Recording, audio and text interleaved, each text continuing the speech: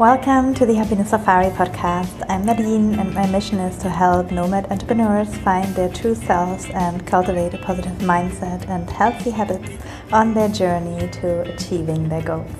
Today, I want to talk to you about an exciting opportunity to take your yoga and wellness practice to the next heights. I'm proud to announce that I will be hosting a yoga and wellness retreat in beautiful Portugal this May. This retreat will be an opportunity for you to immerse yourself in a consistent yoga practice surrounded by stunning landscapes and supportive community. The retreat will focus on Bikram yoga and also include workshops such as breath work, sound healing, posture clinics, laughter yoga, and many more. The retreat is open to all levels of practitioners, wherever you're a beginner or an advanced yogi. And the retreat will be led by me and Deborah. We're both experienced and certified yoga teachers. In addition to the yoga and the workshops, we will also include delicious, healthy meals and plenty of time for relaxation and self-care in our beautiful venue, Mood Spa and Resort. It's in the middle of nowhere in the countryside in Portugal. It's so beautiful, and the place has a sauna, a pool, a steam room, a hammam, a cold plunge, a jacuzzi, everything you need to fully relax. This retreat is an opportunity to disconnect from the daily grind and connect with yourself and nature. And the retreat is taking place from the 1st until the 7th of May, and at the moment we have a super special early bird price for you until the 14th of February. It's only 1,199 euros, so you save 200 euros if you book your spot now. I think this is an opportunity you don't want to miss. To learn more and to register, visit my website happinesssafari.com or send me a message, send me an email and get in touch. If you have any questions or would like to know more about the retreat, so don't hesitate to reach out to me. And I hope I see you there. And now I want to talk to you about today's episode of the Happiness Safari podcast. We are discussing the power of hormonal balance with Bruna Milanez. Bruna is head of design in a healthcare communications agency in London and is currently undertaking a health coaching course focused on women's health and hormones at the College of Functional Wellness, also in London. She combines her skills as a graphic designer and her knowledge in healthcare to educate women on hormonal balance and how to work with diet and in sync with their cycles to achieve optimal health and eliminate symptoms like painful periods, infertility, PMS, endometriosis, and PCOS, mood swings. The list is so long, it goes on and on and on. Bruna shares her personal journey of finding balance and managing her symptoms of endometriosis through natural methods, including diet and hormone balancing. She will also tell us about a very interesting diet called PFC diet and how it can change not just your hormones, but your life quality. We will also discuss the sensitive topic of what effects taking birth control can have on you and why doctors don't tell us. This episode is not just for women struggling with period symptoms, but also for women with no problems or even for men.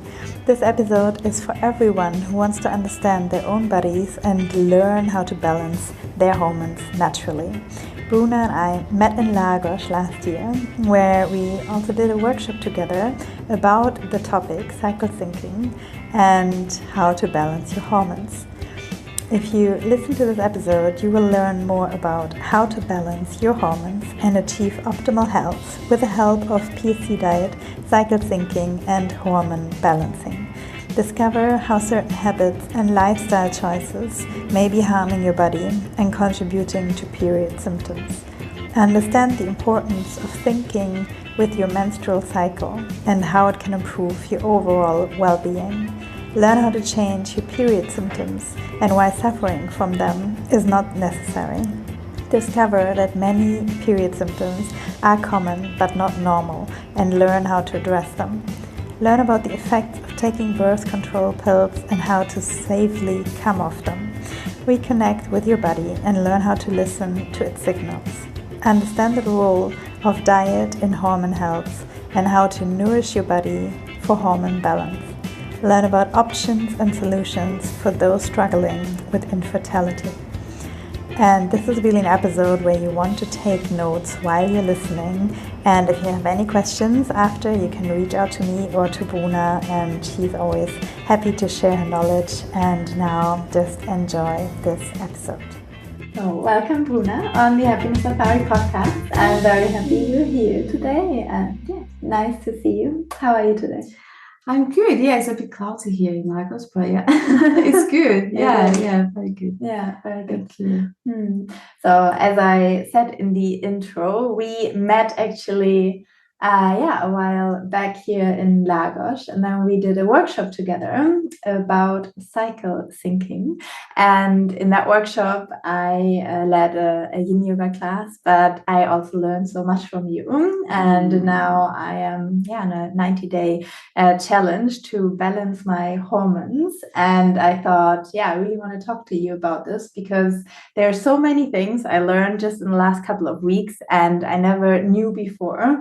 And I was personally researching a lot about how to balance my hormones, how to change my symptoms of my own period. And I had a lot of pain in the past and other symptoms as well. And when we did the workshop, I found it so fascinating that there were so many women with so many different problems, and we think it's normal.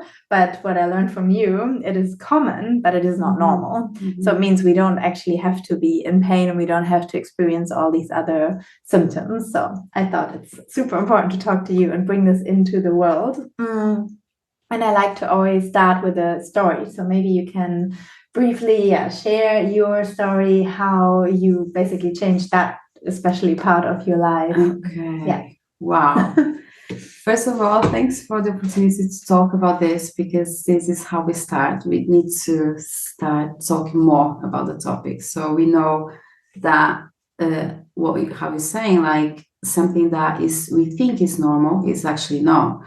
So only talking about those things that we can actually identify them. So thanks for the opportunity to talk about this. So my story, everything is very linked. So I was going through a divorce and when my first symptoms of endometriosis started. So it was at the same time. Because when you talk about that later, you see that everything is so combined in our health that the symptoms came up in that phase of my life. So I was diagnosed with endometriosis. It was about 3 or 4 years ago. And then, because I always had actually symptoms before with my menstruation, but I never had period pain. So I was always like bleeding a lot.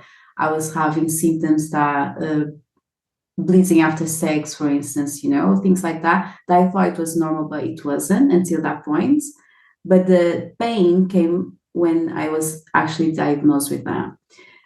Because of the pain, because of the symptoms, because you keep going to the doctors and they keep saying that is normal. So that is the main problem as well, because when you try to find help from health professionals, they say it's normal. So then you just go back home and say, okay, so I'm a woman, I'm supposed to suffer, So that's the main problem lies at the moment.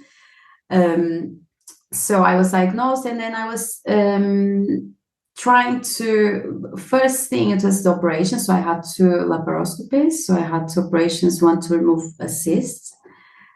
Should I say a little bit about what endometriosis is as well? Yes. So it's very important as well to say, I think, because I had no idea about endometriosis before. And more women are being diagnosed with that, especially because of this misunderstanding of the problem, which is we go to the doctor and they say everything is normal. Your blood tests are normal, everything is.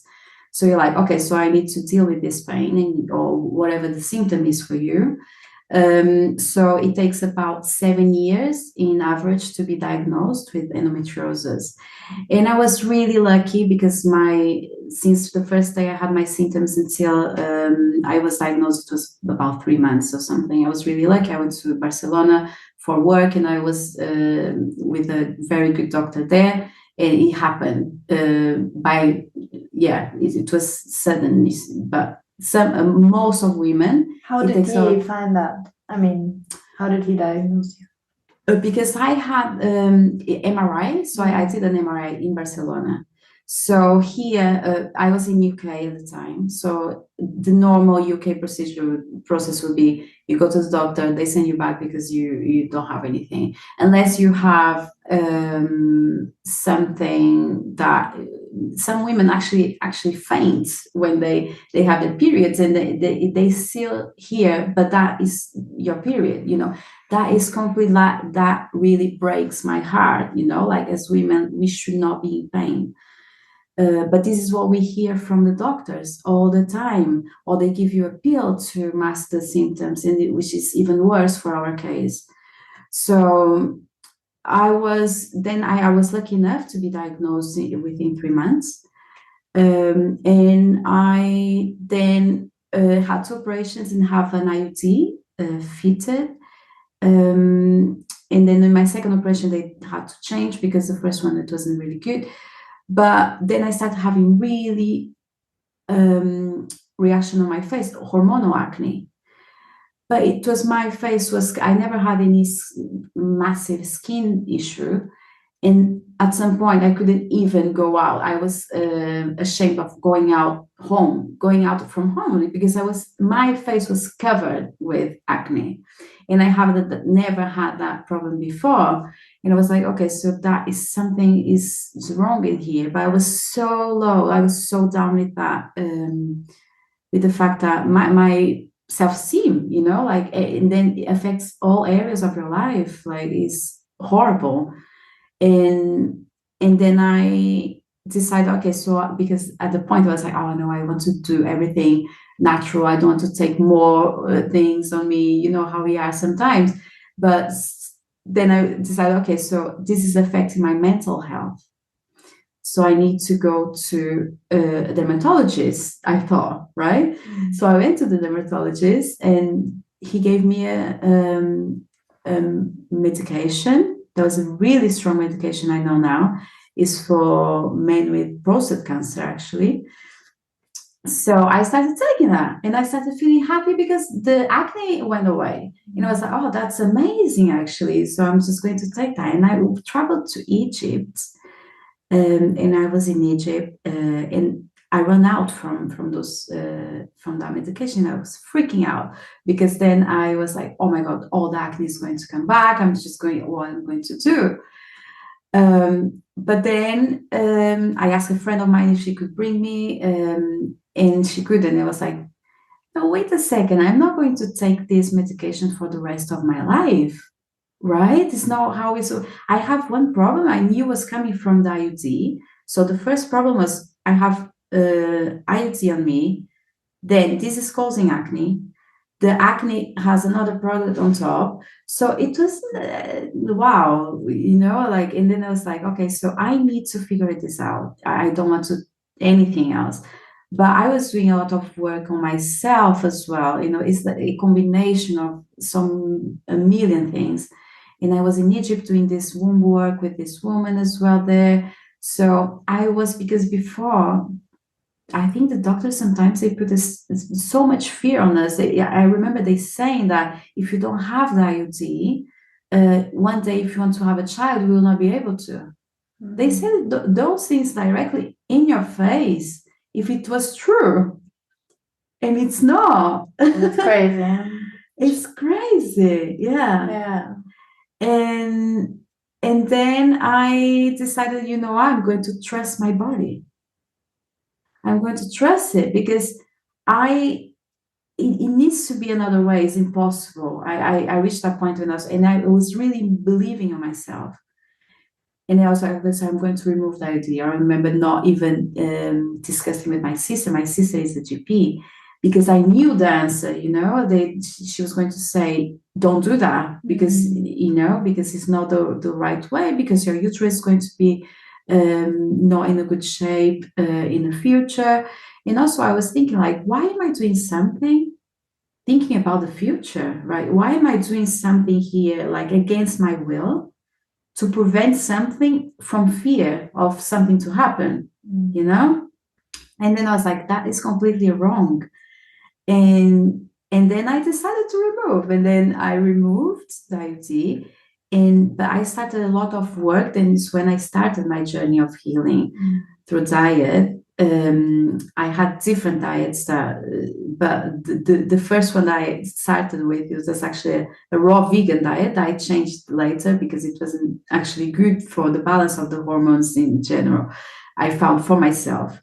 But I started a lot of diet before removing the IUD. So I prepared my body. That's the one thing that I want to say as well. It's like, you cannot just like, okay, so you are on the pill for 10 years and then you say, I want to stop because I want to go natural. And then your body doesn't know how to cope. You need to really prepare, because actually a lot of the symptoms are being masked by the pill.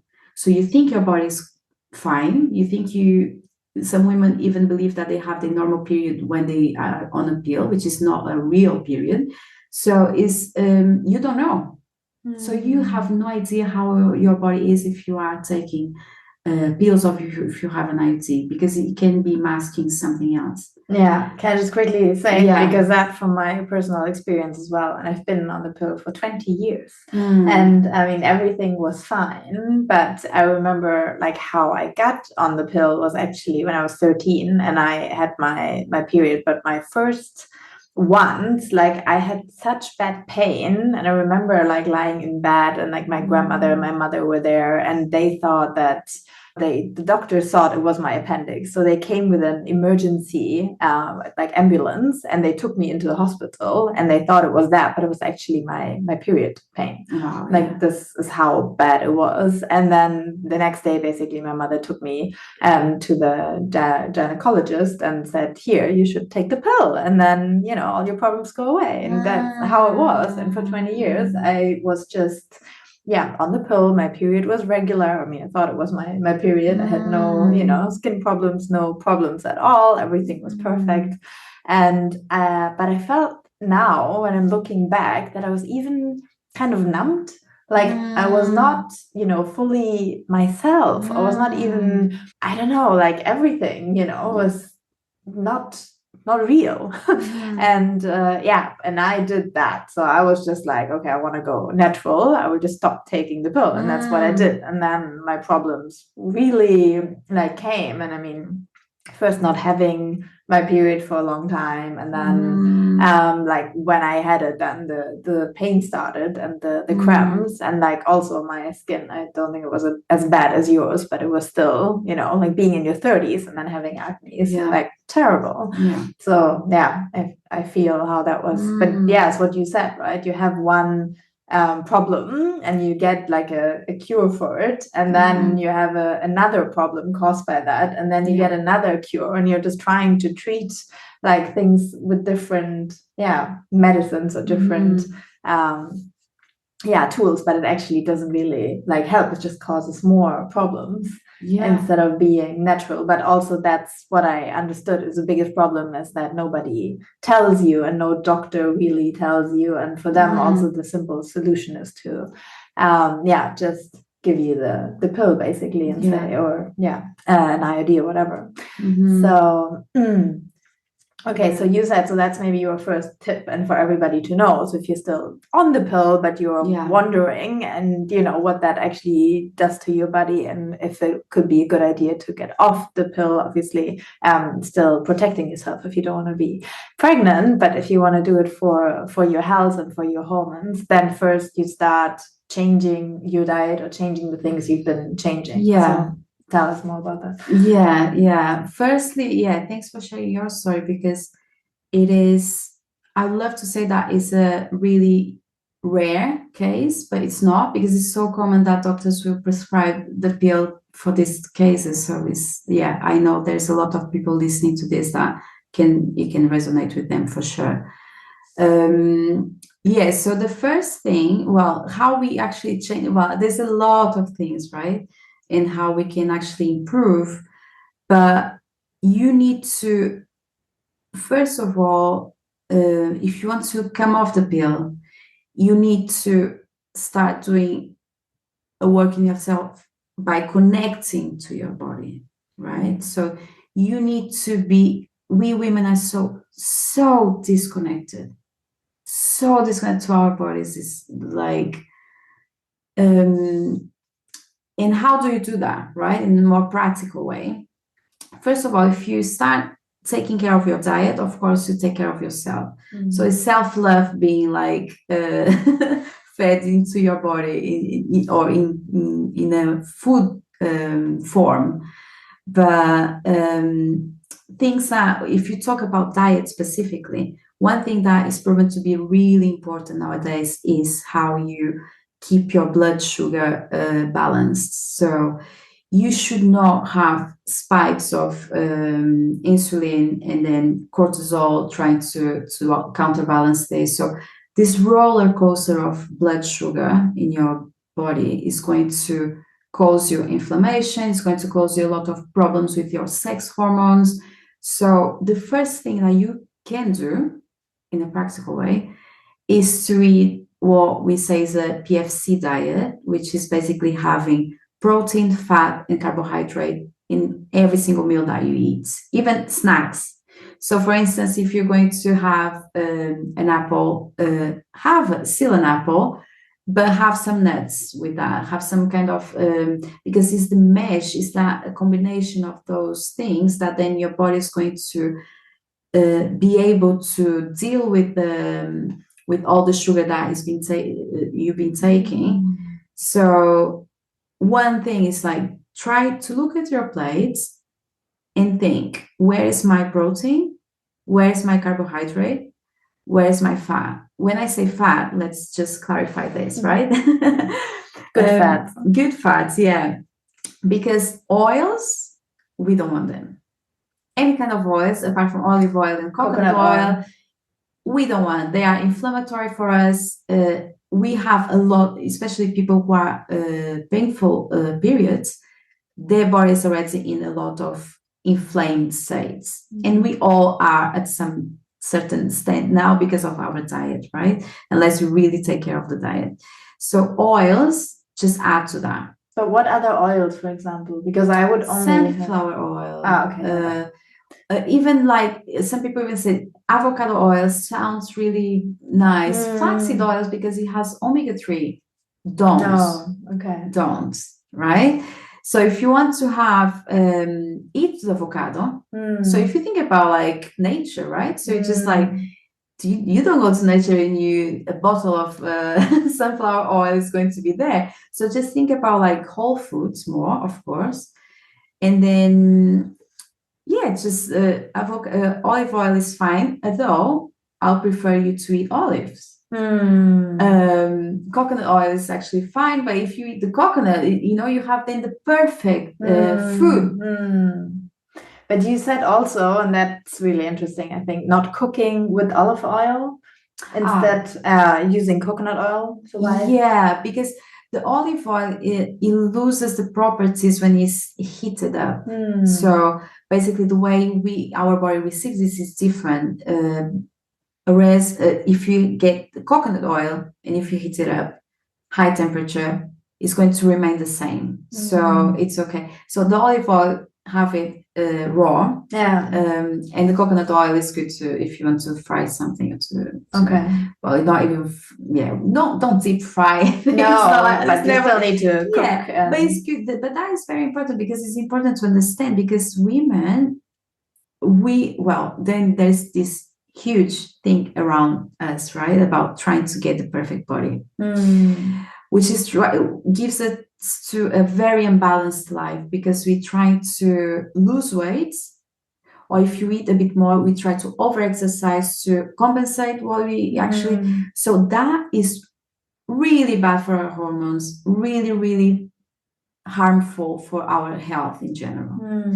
So one thing that we, together with the diet, we need to look into those patterns. So start really thinking about, okay, so this is a balanced meal, no, like, oh, this is X amount of calories and I'm going to gain 2 kilos, you know.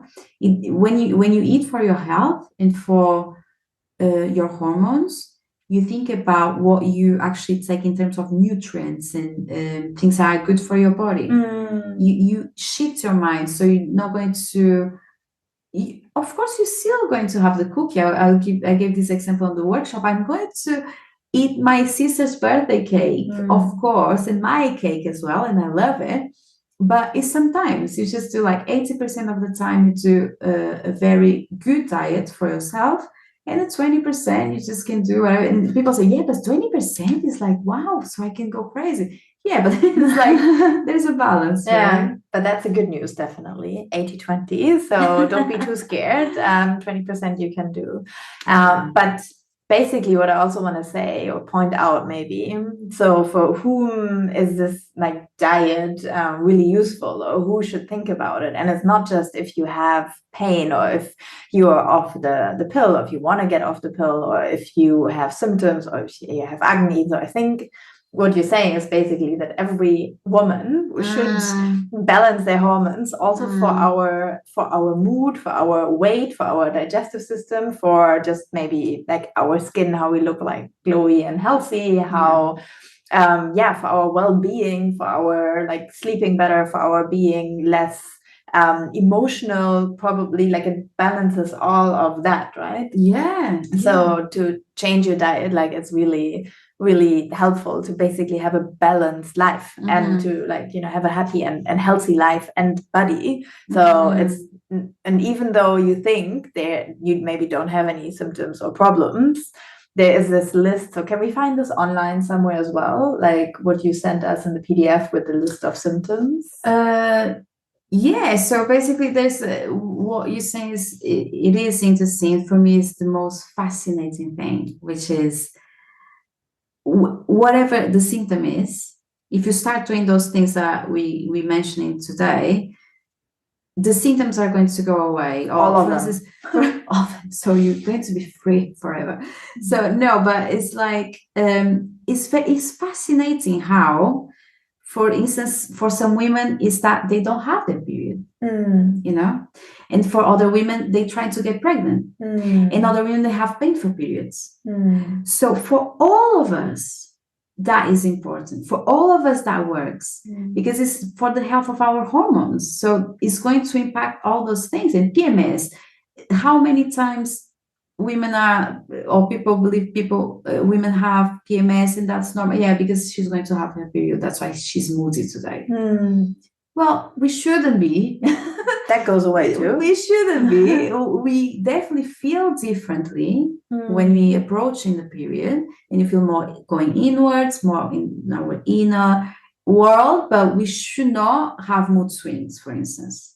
That is also a sign of no. Well, that's also a sign we should not have low libido. We should not, you know, like those things are the society tells, oh yeah, you know, she doesn't want to have sex today, or oh yeah, so she's approaching period, so she's moody today. No, or she has a headache because the period is coming.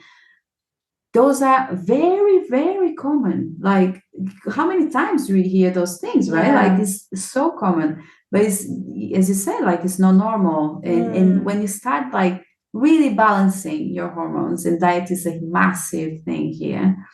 Not everything, but it's really big. When you start doing that, then, wow, it's bliss. Because then you feel more yourself. You feel less mood swings, so you more. Some women get really depressive before the period, for instance. Like they go into a really dark place, which is a shame, because if we could understand our bodies and could feed ourselves in a way that it was good for our hormones and all those things, that would be half of our problems. I'm not even joking. That would be like so. I have a dream. I remember you asked me when we met, what's your dream? And I was like, I don't even know. In these days, I was talking to someone. I was like, I have a dream. And I was like, oh, hold on, I have a dream.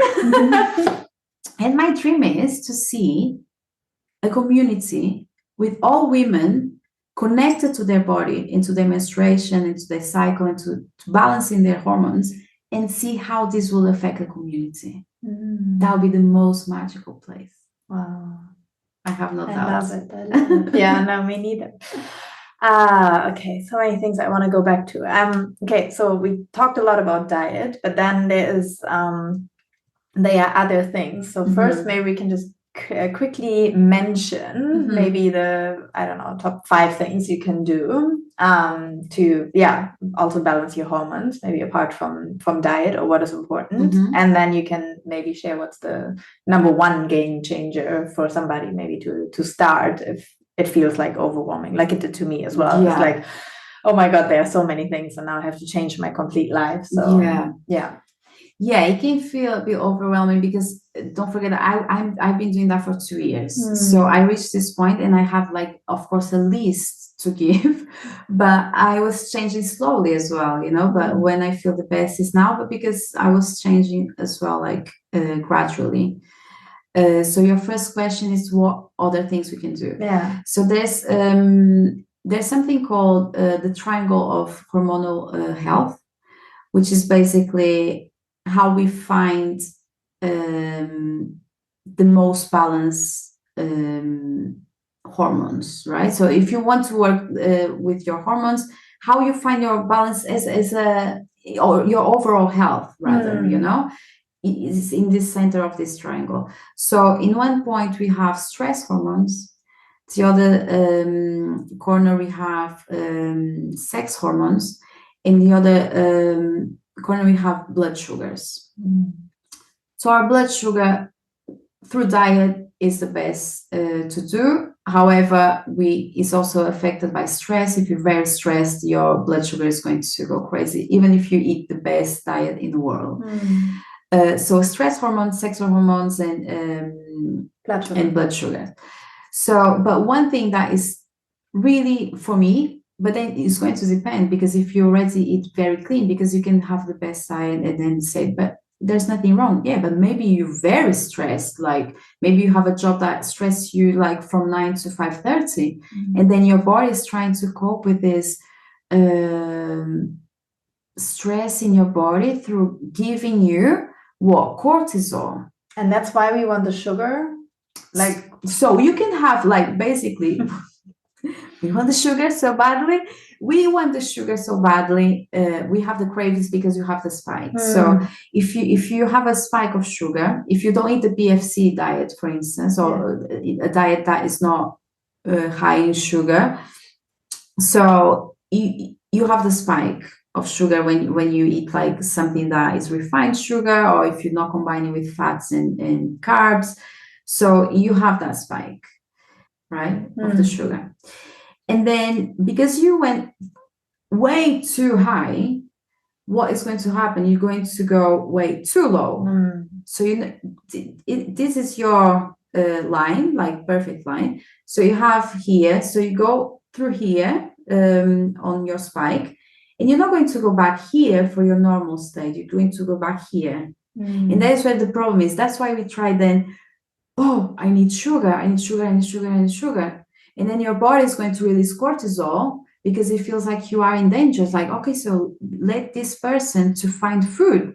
Let me just give cortisol so she has the strength to actually go out and, like in nature, you go out and just find either fight for food before, or you didn't find whatever you want to eat.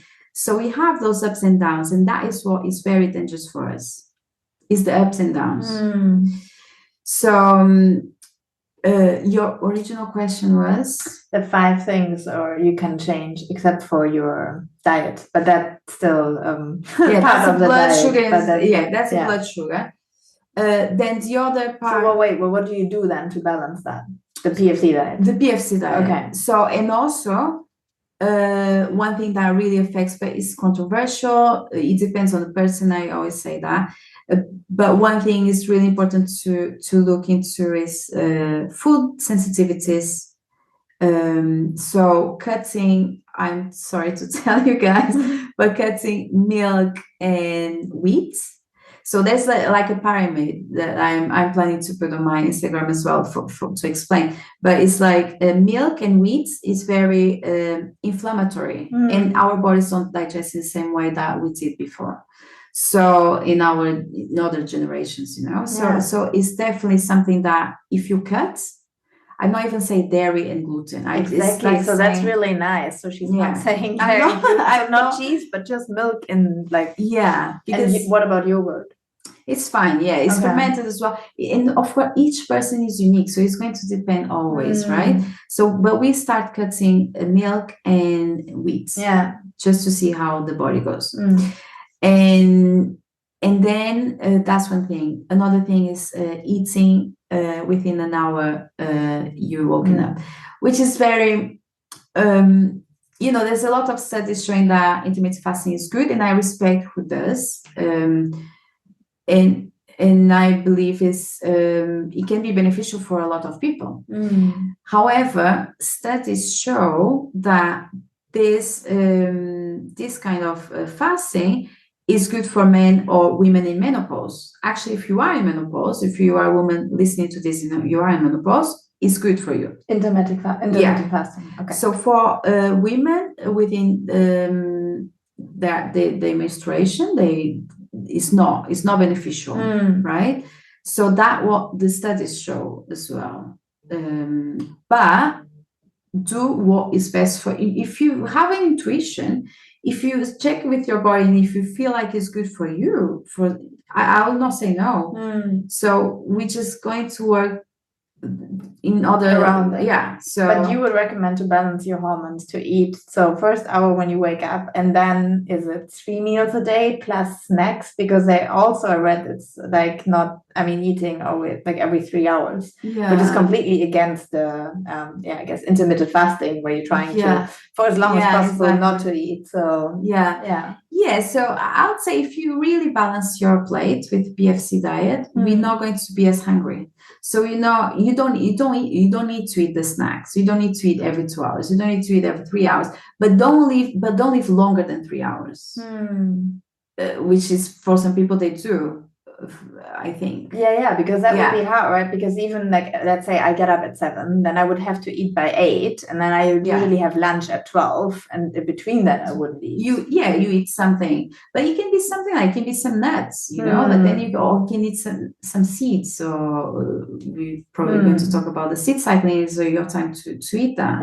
So it doesn't need to be a massive thing, but the problem is that if your body is if the blood sugar is really low when you eat something, then it's going to give you a spike, so it shouldn't go too low. That's the problem, So longer I don't eat, the lower it gets. So then it goes to the other side of the roller coaster that we don't know, we don't want. So that is trying to find a balance. But the best thing is eat when you're hungry. But the problem with this as well is that we shut down some of our hunger cues because we do so many horrible things to our diet that our body doesn't know when it's hungry, unfortunately. So we have those problems a lot with a lot of women nowadays. So if you start by eating, maybe put some time, like, okay, so I'll have breakfast at 10, because when I say breakfast, you can wake up and eat. You don't need to eat your normal like bowl of whatever you want to eat. You can eat something. Or people say to me, oh, babe, I like to work out and I don't want to eat my whole breakfast in the morning because then I'm going to work out full. Okay, so just have something so your body knows it's safe. It's all about telling your body that it's safe. you tell your body, it's safe, I have food for you. You know, it's okay, you don't need to stress. Because when you stress your body, then all the hormones is going to mess up with all the hormones. It's all about telling your body how to be safe. But that's so interesting because, again, like the intermittent fasting, and I mean, I have that from David Sinclair, and he's a scientist, and then he is studying longevity, and he is saying we should stress our body, and it's the same as like Wim Hof, you know, like the Iceman, like saying, go to the cold water to be in stress, like take cold showers to be in stress, like go outside in the cold. And Sinclair is saying the same, like longer you don't eat, your body is in stress, but it's good for the cells because the cells are rejuvenating when we are in stress. And if we're always in our comfort zone, so that's what you are saying, you know, don't get the body in stress, be in the comfort zone, then your cells are not renewing basically, and this is how we age. So it's interesting, because I would say as well, it's very unique for each person. But our bodies are not supposed to be as stressful as they are at this point, because we are rushing around, we are so stressed, we're putting our body in so much stress that we don't want to add to that through food, you know. Maybe someone who has a really relaxed life in nature, just don't have a stressful work, just being, maybe she will cope with the stress from the food, like probably yes, and actually will be beneficial, I don't know. But the way we are at the moment, women working against our rhythm, we are already in a lot of stress. We are already in a lot of stress. And it's a balance of that diet and then the stress hormones, which is like massive here as well because of the things I'm talking about. So go to sleep, go to bed. So sleep. That's another Sleep is amazing, guys. Sleep is medicine. It's free. So you just you don't have to do anything. You don't have to do anything. How amazing is that? So go to bed before. Go to bed. Well, I know. I normally go between 9:30 and 10. But just go between 10 and 11. Just don't go over 11. The main reason is that your cortisol is supposed to be down. You're supposed to go to sleep. And actually there's interesting studies showing that even if you sleep the same amount of hours, you can say, oh yeah, but I work in shifts, different shifts or night shifts. But if you sleep the same amount of hours, but you sleep, for instance, from 1 a.m. Until 9, or if you sleep, like if you go to bed at 10, is much more beneficial if you go to bed at 10, because from the 10 p.m. to 2 a.m. is the crucial time when you need to be in bed, which is amazing. I normally go 9:30, 10. If I don't, I start not feeling myself. So that is one thing that affects me a lot, sleep. And stress, sleep for stress is good, of course. And of course, any kind of, I'm not going to say do meditation, because each person knows what is best for them to be able to relax. For me, it can be to play with my nieces, but for someone can be, oh, I cannot play with my nieces, they're too crazy, they give me so much stress. So it's very unique. So you need to find in life what brings you calmness. So you find those things, whatever that thing is. It might not be meditation, you know, you don't know. I cannot say, like, because there's the thing of, oh, you should meditate. And for me, it works personally if I do, but I cannot say that because people are so different. And if it's going to walk with your dog, that it brings you like calmness and peacefulness and everything, do that. But do that more often. You know, just do a list of things that once a day or more. Yeah. Just try to calm your nervous system. And another thing is boundaries. I was writing about this on my Instagram lately.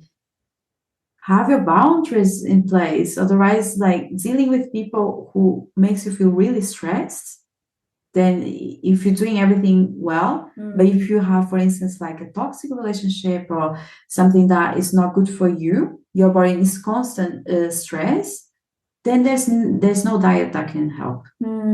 There's no diet that can help. Oh. It is really a combination. Well, thank you for sharing all of this. I have more questions. So I also know there is the 4 seasons. Yeah. We'll talk about that a little bit, briefly, but I mean, in the female cycle, we have 4 seasons. Yeah. Right. Yes, just explain that. I love that.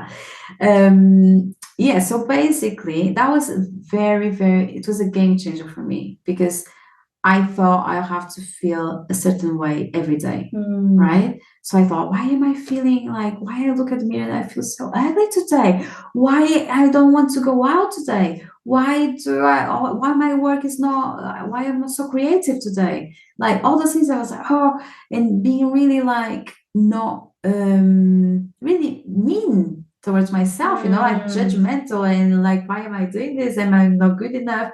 But then I found this amazing way of living, which is basically understanding. It's just understanding how we feel in each phase of our cycle. So our cycle has different phases. So if you divide in two, you have follicular phase and luteal phase. But then you have your menstruation. So let's say day 1 is your menstruation. Yes.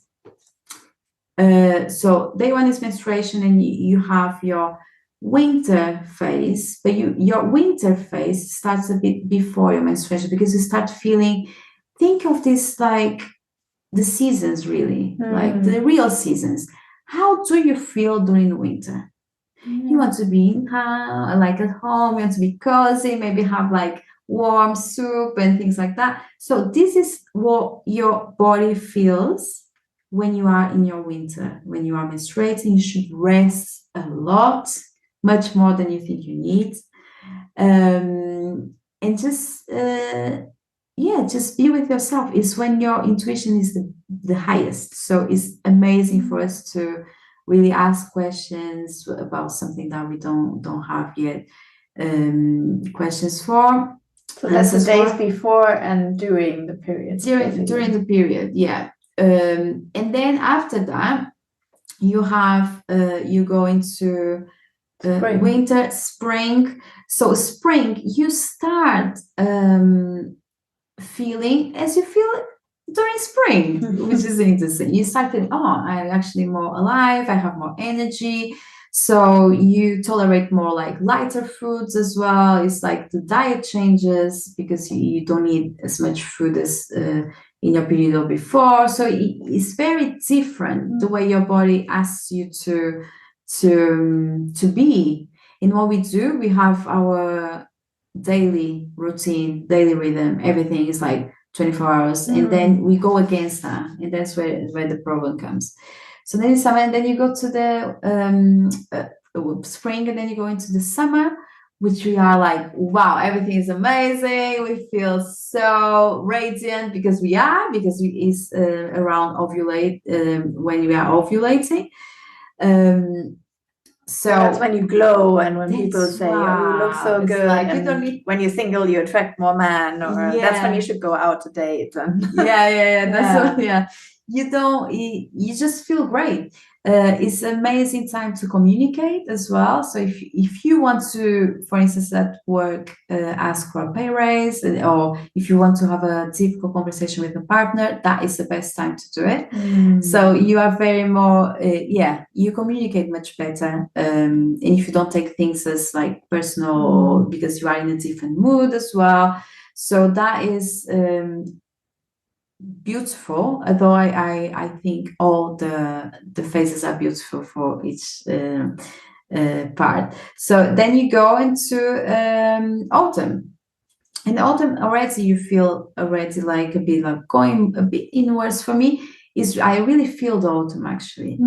I really feel it, and I start going more into my own world and start really prioritizing my myself, my own things and personal projects or things for myself, rather than going out and meeting people, for instance. So I cut socializing a lot during autumn and winter. Then it's like a lot of no's. Yeah. It's the best time to say no. It's like winter. Just say yes to yourself. Yeah. That's the best. And also exercise, right? So in winter, you want to do very gentle movements and relax, rest, but maybe just do some yin yoga maximum. And in summer, right, then you're ready to do HIIT training or train for your marathon or have really challenging exercises because you have much more energy. So for me, it's also energy a lot, right? So when I'm in my winter or maybe fall, like I also feel tired and low, and I'm like, what's happening? And it's my body telling me to rest. And you told me this as well, like, because I'm always active and doing things. And I'm personally trying to mark in my calendar when I'm like approaching my period, or so I know like days before to take it slower. But it's also tough, right? Because we have our lives, and you can, I mean, no matter how you work, and if you're working for yourself, it's maybe easier than if you're employed, but you cannot really, just say on these days, like, okay, I don't take that meeting, or I get off work, or I don't travel. Like, it's sometimes hard, but when you do, then it's also more challenging. So I really notice that. Exercise is for me, it affects a lot personally. So if I do something against, so if I really exercise a lot during autumn, winter, then it's like I cannot even, like, nowadays I just like don't. But autumn, if I'm really approaching, if I do some more like physical activity really strong, I really feel in my body. And so that's a good point. Yeah, that's a very good point. And I also want to know, I mean, all of what we discussed, because I mean, that's obviously for women, but especially the diet, like the PFC diet, is that also beneficial for men, or would they need something else? Beneficial for men. It is. Yes. Yeah. It's better because their bodies are also based on hormones, right? Yeah. So it's good for everyone because the PFC diet is actually linked, the mismanagement of blood sugar is linked to a lot of diseases now, including Alzheimer, which is like, it is a big thing really being studied, because I was saying as well on the workshop, which is like, it's so new for us. We only managed to learn more about vitamins about like 100 years ago, which is nothing, like, if you think about that, right? Yeah. So everything is very new. We're trying everything out. So it's in this blood sugar mismanagement is a huge, massive thing that people are actually studying now,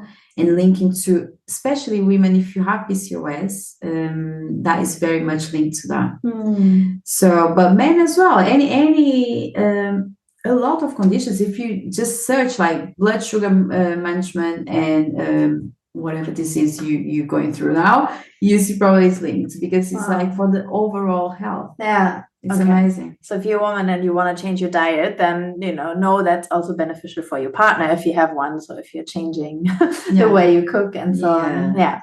And if you do need inspiration what to eat, then Bruna has an amazing Instagram account where she's posting the most delicious recipes. So like sharing pictures of what food you can eat and how it can look, and it looks so good. So you want to actually do that. So it's probably like it needs some time to change, but it is not as hard as it sounds, maybe.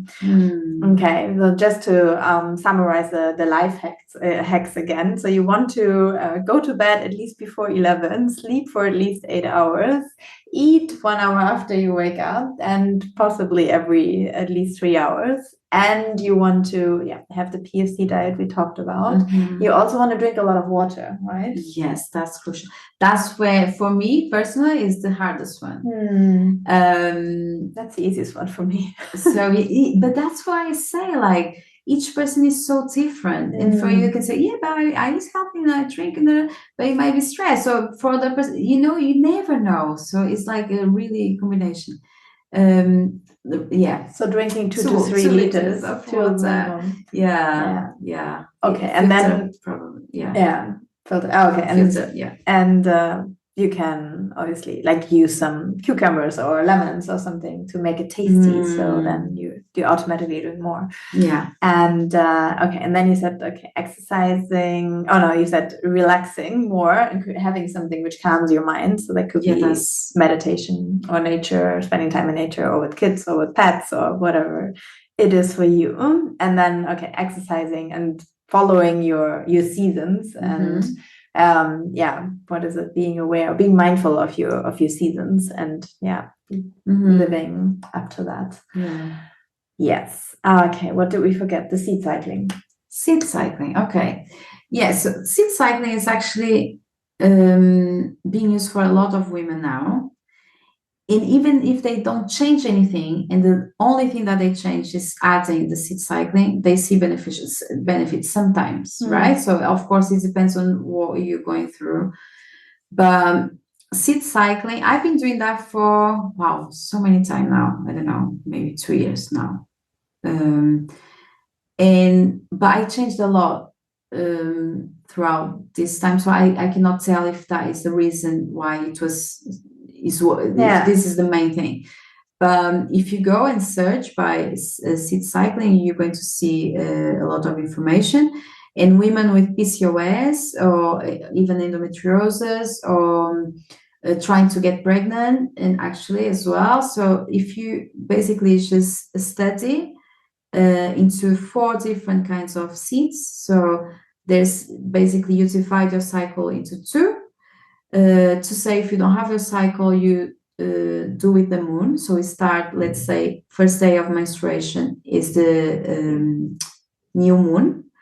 So you start taking 1 tablespoon of pumpkin seeds and 1 tablespoon of flax seeds on that phase. And when you start, when you reach ovulation or when you reach the full moon, you then change to sesame seeds and sunflower seeds. Both always together? Yes. They don't need to be together. You can together, you mean in the same meal? No, I mean either or no, two. Yeah. Okay. 2 + 2. 1 tablespoon each per day. They need to be raw. And ground. So your body can actually digest and take the nutrients. It's based on the nutrients that you need for the follicular phase and for the luteal phase. So it's based on the nutrients that they have, which works like for a lot of women. And I keep doing that because it's also, for me, I feel it's beneficial to eat the seeds anyway because it's good fat. So I do personally. But if you have, I would say, if you have a really busy life at the moment, and if this talk feels very overwhelming because there's a lot to be changed, try the seed cycling. Try it. You have nothing to lose unless you have a seed allergy. That's why I like to talk to people individually because everyone's unique. But if you don't have a seed allergy, try it. If that's only the one thing that you can do for yourself now, do that. So you basically buy 4 kinds of seeds and then you just know in what time, what half you are, and then you grain them, and then you have like 2 for 15 days and then the other 2 for the other 15 days. Okay, very good. Well, again, if you want to know more, then Bruna has also an account for that, for all the details where she shares everything in videos and instructions about that. And what else? Did we forget anything which is important? I think I know one. I just, you just shared this with me recently. So I think also very interesting for women who actually want to get pregnant and it doesn't work right now. So to eliminate all the toxic creams and skincare products in your bathroom and exchange them with organic products, right? So natural products, and that goes from soap to shampoo to face cream and body lotion and shower gel and even toothpaste and actually everything you put on or in your body. That basically, let's say then if you are really busy, that we most of us unfortunately are. So if you are really busy and if you want to change, then two things, let's say, do the seed cycling and try to replace your routine, the products you use for your skin, and and I mean, you can go crazy and go to an organic shop and just buy everything organic, or you can, whatever you run out of your next shampoo, just buy that one organic and continue, but slowly find the swaps and change that. And also there's so many things that affect our hormones in general. There's the plastic, we shouldn't be like, then there's women who actually don't have the Tupperware normal plastic ones. They buy the glass ones because it's really affects us in so many ways. So there's a million things that affects our hormones. That's also drinking water from plastic bottles. So you don't, like, I don't personally go into that so deep level, but if you do the things that we talked today, you're going to feel a massive improvement. Just to add to the women who are trying to get pregnant, that is amazing. Everything that we're talking is amazing, but stress is massive. Is very important here for you to be able to manage, because just one link that you need to understand, right? So your body, when it's under stress, it needs to, let's say you are close to ovulation. If your body is under stress, it's going to release cortisol to save you from danger, because your body feels in danger. Your body doesn't know the difference between being chased by a lion, physically being chased and in danger, physical danger, or if you stress from a relationship, or if you stress from work. It doesn't know. Emails. It doesn't know. So basically, it's going to give you cortisol, and it's going to think. Our body is so clever, it's so beautiful, that it's going to think, okay, we are prioritizing here.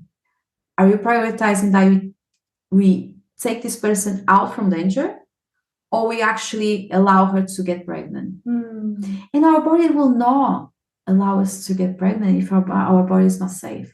That's very important for us to understand. Like, if you are under stress all the time, we are not safe, our body is not safe, it's very difficult, because it needs to choose between two things. So stress management is really big. Wow. That actually, I never thought about it this way. And I think there are so many things we think, I mean, physically something is wrong with us, and then we think we have to treat that symptom, but actually it's just a sign that we are not treating our body well, and that we are potentially under stress, and that shows in different things, and that also shows with cancer or with other diseases, right? So like all of that, but then you don't even think that far. So if you cannot get pregnant, you don't think that it's because you are stressed, and obviously the fact that you maybe then cannot get pregnant stresses you even more, and then running to different doctors or trying different things like even more, instead of thinking about to relax and take the time. And I think that's maybe why then some women, they get pregnant when they like say, okay, now we don't try anymore, we go on a vacation. And then, it's when it happens, because they relax. That makes so much sense. And another thing that I want to say is that women get really frustrated if they have symptoms. Well, of course, if they have painful periods, if they cannot get pregnant, if they have endometriosis, PCOS. But just understand, this is only your body talking to you. The main message is, your hormones are not balanced. Your hormones are not balanced. Do something.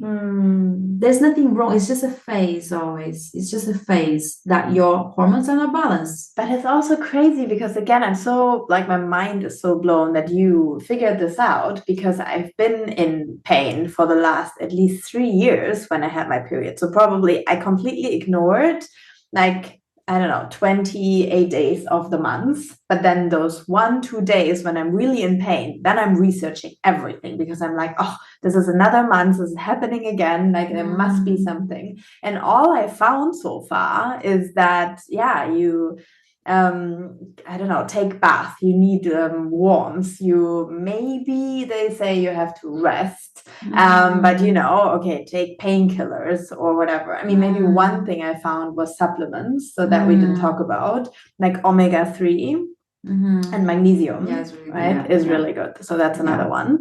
But yeah, that's maybe something you find. But all these things you shared, like I didn't find when I researched, you know, what to do against menstrual pain. Like it just doesn't come up. And I mean, I thought, okay, it is related to my diet. So I thought, okay, maybe don't drink alcohol like before I'm approaching my period, or like eat less sugar because it is like toxins in my body. Like so far I understood, but I didn't really know all these things in detail. Like I didn't find them, and I was researching for them in the last years. Like every single month, at least once, I've been looking up what I can do. So yeah, I think that's why it's so important that I share this with you guys, and that you share, and yeah, again, follow Bruna on Instagram to learn more. But it's it's really amazing. Yeah, thank you. Yeah. Good. At the end of the podcast, I always ask the same 3 questions. Okay. Number 1 is, what does happiness mean to you? Oh, okay.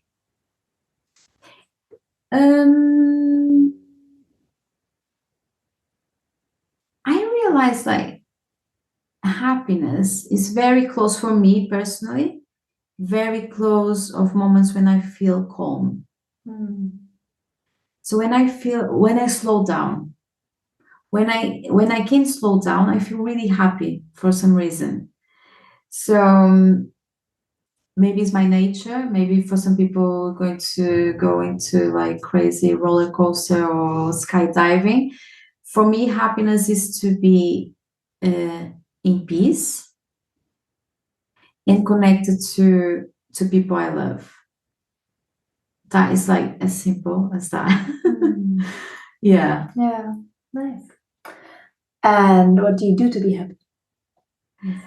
What do I do to be happy? Wow. I do well, going to nature is always good because it brings me peace. Everything that will bring me peace will make me happy in a way. It's interesting how it's very linked for me. Also, when I visit my nieces, it's like, wow, that brings me so much joy. Now that I'm living in Portugal, I can see them more often, actually. And being with friends, like being with you, your presence, for instance, like it really brings me happiness. And yeah, I've been doing that, being thankful enough for having you in my life in the last month. Yeah, that brings me, and I've been doing that. I've been trying to go with you, like to surf and to do our things, and that brings me happiness. Oh, me too. Thank you. And what was the happiest moment in your life? Oh, do I share this or not? I'm just thinking. So basically, yeah, we were in a women's circle when this question came up. And I remember I was so programmed to think that the best and the happiest moment of my life will have to be my wedding day. That it was the first thing that came up. And then I was like, hold on, it wasn't really, because I was feeling stressed. And now looking back, I was feeling nervous and not knowing what I was doing. So it wasn't the happiest day of my life. But I was so programmed to think that is what my first answer would be, and it's still what comes up, which is very interesting. But for me, the happiest moment, I think it was again with my nieces, actually, when my first niece was born.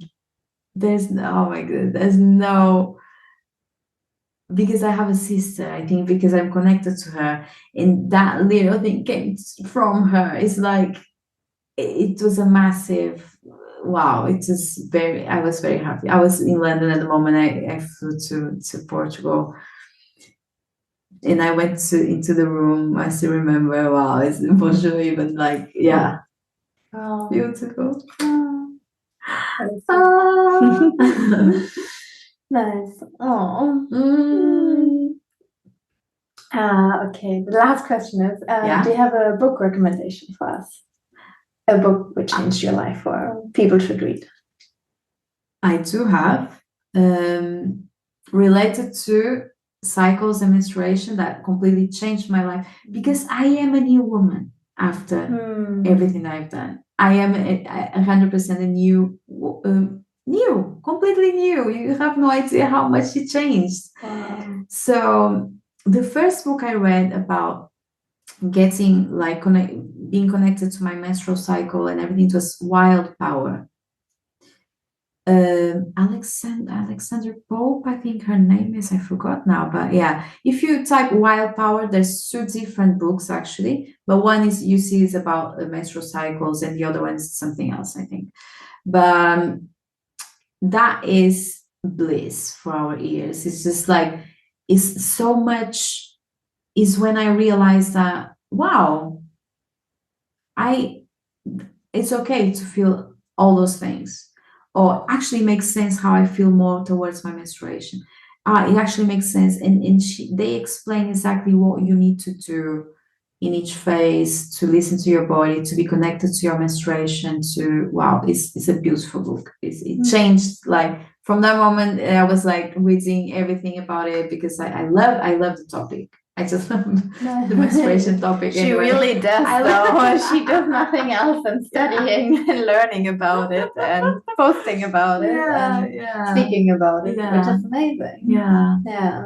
Very good. Yeah. Wow. So also, can I just say that because there's so much taboo around this topic and women don't really talk. I grown up in a family with a sister and my mom, and we never talked about those things, right? So, and I know how much taboo it is. So, if anyone that is listening to this have any questions or want to ask something, just reach out, because I love this topic and I love helping as well.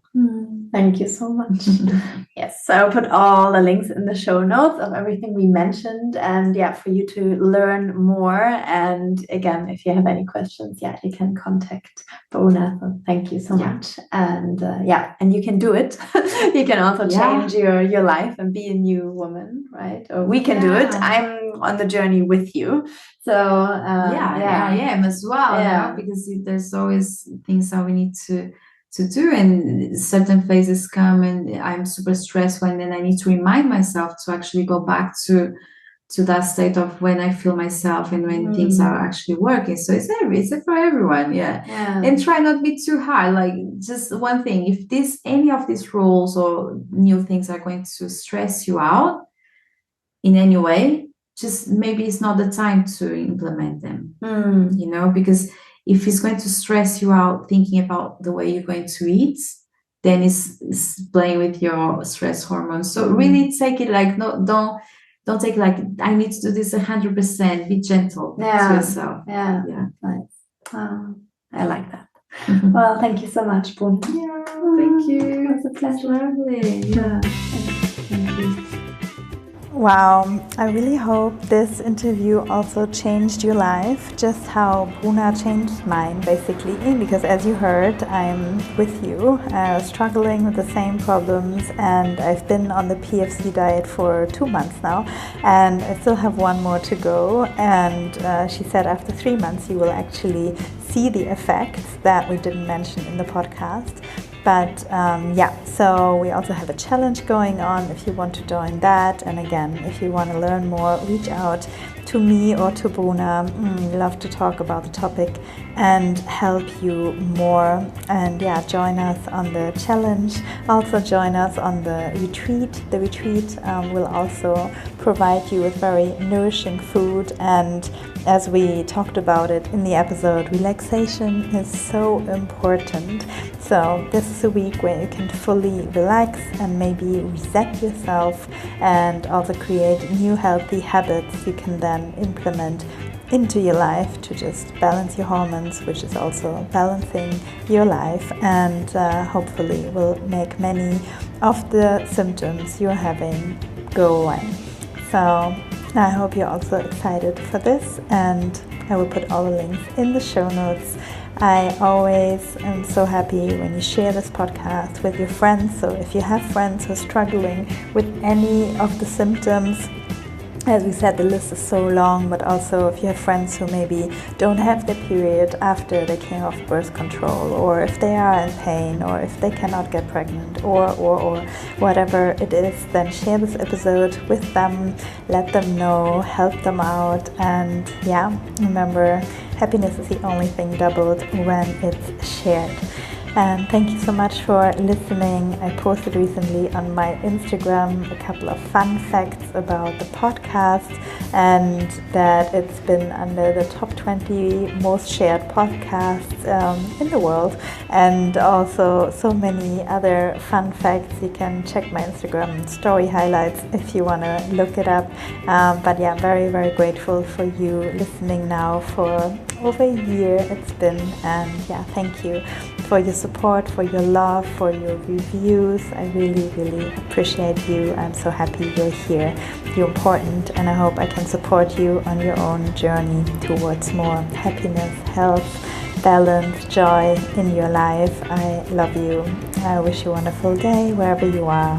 Love and namaste.